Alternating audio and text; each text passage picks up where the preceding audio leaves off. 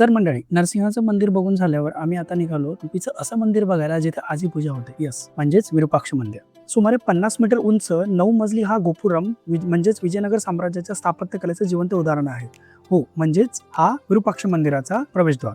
पण जेव्हा ह्या प्रवेशद्वारातून आत जातो ना, तेव्हा असं वाटतं की आपण एका मंदिरात नाही तर एका महान इतिहासात प्रवेश करत आहोत. इथं आल्यावर आपल्याला तिकीट घ्यावं लागतं. तर आम्ही घेतलं होतं 25 रुपयाचं तिकीट, जे आम्हाला सहज मिळालं आणि या दिशेने तुम्हाला जात. तरी आहे लक्ष्मी हत्ती, हम्पीतील एक खास अट्रॅक्शन. विरूपाक्ष मंदिराच्या जवळ किंवा विरूपाक्ष मंदिराच्या आत लक्ष्मी हत्ती नेहमी आढळत असते. पर्यटक तिच्यासोबत फोटो काढायला आणि त्याशी इंटरॅक्शन करायला खूप समोर येतात आणि त्यांना हे खूप आवडतं. हम्पीच्या लोकल कल्चरचा हा एक वेगळाच एक्सपिरियन्स आहे आणि तो नक्की ट्राय केला पाहिजे. जसं तुम्ही बघू शकता, विहान आणि गौरीने हा ट्राय केलाय.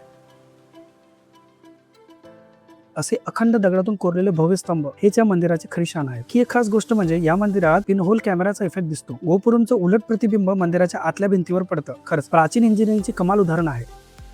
आणि हो, विरूपाक्ष मंदिराच्या बाहेरचा परिसर तितकाच सुंदर आहे. पूर्वी इथे असं म्हटलं जायचं, सोने, चांदी आणि हिऱ्यांचा भव्य बाजार भरायचा. तर या बाजाराबद्दलची इन्फॉर्मेशन आपण पुढच्या व्हिडिओमध्ये पाहूयात.